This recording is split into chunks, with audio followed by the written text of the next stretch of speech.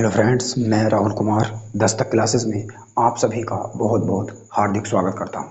तो आज के इस वीडियो में हम फेमस टेम्पल ऑफ इंडिया जो भारत के प्रमुख प्रसिद्ध मंदिर हैं उनका भाग 2 कवर करेंगे।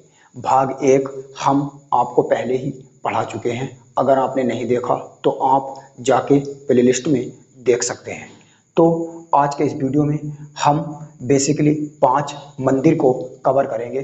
तो चलिए शुरू करते हैं।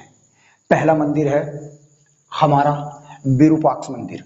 जो विरूपाक्ष मंदिर है यह हम्पी कर्नाटक में स्थित है। यानी कि हम्पी के और भी बहुत सारे मंदिर हैं, तो उन्हीं में ही एक विरूपाक्ष मंदिर है जिन्हें हम्पी के विरूपाक्ष मंदिर भी कहा जाता है। तो यह भगवान शिव को समर्पित है। और अगर यह क्वेश्चन भी पूछ लिया जाता है कभी कभी कि जो हम्पी के कर्नाटक में जो मंदिर स्थित हैं इन्हें किसके द्वारा बनवाया गया था, तो इन्हें विजयनगर साम्राज्य के द्वारा बनवाया गया था। और दोस्तों यह अभी तक स्पष्ट नहीं हो पाया है कि विजयनगर साम्राज्य के कौन से शासकों ने विरूपाक्ष मंदिर को बनवाया था। तो बस आपको यही याद रखना है कि यह विजयनगर साम्राज्य द्वारा बनवाया गया था। और यह यूनेस्को की जो वर्ल्ड हेरिटेज साइट लिस्ट होती है उनमें भी शामिल है। यानी कि यह यूनेस्को के विश्व विरासत स्थलों की सूची में भी शामिल है। और अब आइए हम दूसरा मंदिर अपना देखते हैं जो बहुत ही फेमस है। और 2018 और 2019 में यह मंदिर बहुत ज़्यादा न्यूज में भी रहा है। न्यूज में है मंदिर क्यों रहा है इस बात की हम चर्चा करेंगे अभी। तो पहला है सबरीमाला टेम्पल, यानी कि जो हमारा सेकंड मंदिर है, सेकंड टेम्पल है, वह है सबरीमाला टेम्पल यानी कि सबरीमाला मंदिर। सबरीमाला मंदिर जो है दोस्तों यो केरल में है। और केरल में कौन सी नदी के किनारे बसा हुआ है यह भी पूछ लिया जाता है। तो यह केरल में पेरियार नदी के किनारे पर बसा हुआ है। और पेरियार नदी के किनारे पर बसा हुआ है। और पेरियार नदी है उसी पे ही इडुक्की बांध भी बना हुआ है। यानी कि ये भी आप याद रख सकते हैं। यानी कि जो इडुक्की बांध परियोजना है वह भी किस नदी के किनारे है, वह भी पेरियार नदी पर ही है। और यह भगवान अयप्पा को समर्पित है। भगवान अयप्पा यानी कि लॉर्ड अयप्पा भारत के जो सबसे शुद्ध यानी कि प्योर गॉड हैं उनमें से एक माना जाता है। और ऐसा माना जाता है कि लॉर्ड अयप्पा जो है ये भगवान शिव और भगवान जो कृष्ण हैं, जो विष्णु भगवान हैं, उन दोनों का अवतार, मिक्स अवतार माना जाता है। और इन्हें 12वीं शताब्दी में बनवाया गया था। और यह अभी तक स्पष्ट नहीं हो पाया है कि यह किसने बनवाया था। तो यह 12वीं शताब्दी, और कुछ विद्वानों का यह मानना है कि 12वीं शताब्दी से भी पहले इसे बनवाया गया था। तो कहने का मतलब यह है कि बस आपको यही याद रखना है कि यह 12वीं शताब्दी में बनवाया गया था। और यह विश्व के सबसे बड़े तीर्थ स्थलों में से एक है। यानी कि जितने भी विश्व के सबसे बड़े तीर्थ स्थल हैं तो उनमें से भारत का यह एक तीर्थ स्थल शामिल है जिसका नाम है सबरीमाला टेम्पल। अब हम ये बात करते हैं दोस्तों कि सबरीमाला टेम्पल जो है ये 2018 और 2019 में न्यूज में क्यों रहा था। तो ये मैं बताता हूँ। सबरीमाला टेम्पल यानी कि 1997 यानी कि 1997 से जो 2018 तक ऐसा माना जाता है कि इसमें किसी भी जो लेडी है यानी कि 10 साल से कम और जो 60 साल से ऊपर की जो मतलब लेडीज होती उन्हें इसमें अनुमति थी। और जो 10 साल से और 60 साल के बीच में लेडीज थी उन्हें इसमें जाने की अनुमति नहीं थी। तो जो वहां की औरतें थी यानी कि जो वहां की लेडी थी उन्होंने हाई कोर्ट में केरल हाई कोर्ट में केस डाल दिया था और वे जीत गई। तो इसे 2019 में रीओपन करा गया है आफ्टर 1997 के बाद में। तो इसलिए इसे, और यहाँ पर जो वस्त्र होते हैं वे नीले और काले वस्त्र पहन के जो जाते हैं। और जब लोग इस मंदिर में रहते हैं और इस मंदिर से 8 दिन पहले जब कोई भी व्यक्ति जाता है तो उपवास रखना पड़ता है। और दाढ़ी भी इस मंदिर में लेकर नहीं जा सकते, यानी कि दाढ़ी वाले जो इंसान होते वे इस मंदिर के अंदर नहीं जा सकते थे।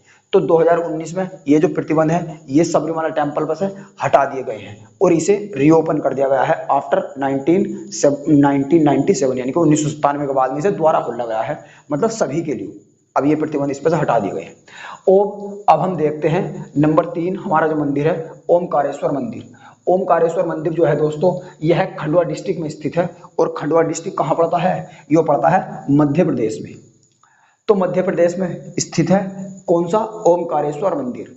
और ओमकारेश्वर को त्र्यंबकारेश्वर से मतलब कंफ्यूज मत कर लेना। त्र्यंबकेश्वर जो मंदिर है वो है नासिक में, और नासिक कहाँ पड़ता है? महाराष्ट्र में। तो ये भी मैंने इसी वीडियो में कवर करने की कोशिश करी है। और अगर हम बात करेंगे ओमकारेश्वर मंदिर की, तो ओमकारेश्वर मंदिर जो है यह भगवान शिव को समर्पित है। जो भगवान शिव हैं ये समर्पित है, और यह 12 ज्योतिर्लिंग में से एक है। मैंने तुमसे बताया था जब मैं आर्ट एंड कल्चर आपको पढ़ाऊंगा तो मैं ज्योतिर्लिंग और शक्तिपीठ के बारे में आपको पढ़ाऊंगा। यानी कि शक्तिपीठ है 51 और ज्योतिर्लिंग है 12, और जो जैन तीर्थ स्थल है उनका नंबर है 17। तो ये मैं सब आपको पढ़ाऊंगा। जब मंदिरों की सीरीज खत्म हो जाएगी तो उसके बाद हम ज्योतिर्लिंग की सीरीज स्टार्ट करने की कोशिश करेंगे। तो यह 12 ज्योतिर्लिंग में से एक है। अब नंबर 4 हम देखते हैं त्र्यंबकेश्वर मंदिर। जैसे कि हमने बताया त्र्यंबकेश्वर मंदिर जो है यह नासिक महाराष्ट्र में पड़ता है, और यह भगवान शिव को समर्पित है। जो त्र्यंबकेश्वर मंदिर है यह भी भगवान शिव को समर्पित है, और इसे बालाजी बाजीराव द्वारा बनवाया गया था। यानी कि बालाजी बाजीराव जो मराठा राजाओं में से एक थे, तो बालाजी बाजीराव द्वारा इसे बनवाया गया था। और यो भी क्वेश्चन कभी कभी पूछ लेता है कि जो त्र्यंबकेश्वर मंदिर है यो किस नदी के स्रोत से निकलता है या किस नदी के किनारे पर स्थित है? तो जो गोदावरी नदी का स्रोत है वो त्र्यंबकेश्वर मंदिर है। कभी कभी आपने ये भी पढ़ा होगा, जब ज्योग्राफी पढ़ते हैं हम, भारतीय भूगोल पढ़ते हैं, तो उसमें बताया जाता है कि जो गोदावरी नदी है वो त्र्यंबकेश्वर से निकलती है। यानी कि यह त्र्यंबकेश्वर का स्रोत है। यानी कि जो गोदावरी नदी का स्रोत है त्र्यंबकेश्वर मंदिर है, यानी कि यहीं से गोदावरी नदी निकलती है। और हम नंबर 5 पे बात करेंगे, और यह भी 12 ज्योतिर्लिंगों से एक है। यानी कि जो भारत के अंदर 12 ज्योतिर्लिंग स्थित हैं उनमें भी से यह भी एक है। इसके बाद हम नंबर 5 पर स्टार्ट करेंगे मोढेरा का सूर्य मंदिर। मोढेरे का सूर्य मंदिर, मोढेरे का जो सूर्य मंदिर है यह गुजरात में स्थित है। एक बात याद रखना आप, मोढेरे का जो सूर्य मंदिर है यह भी भगवान शिव को समर्पित है, मगर इसमें कोणार्क का जो सूर्य मंदिर है जो उड़ीसा में स्थित है, इसे उससे आप कंफ्यूज मत कर लेना।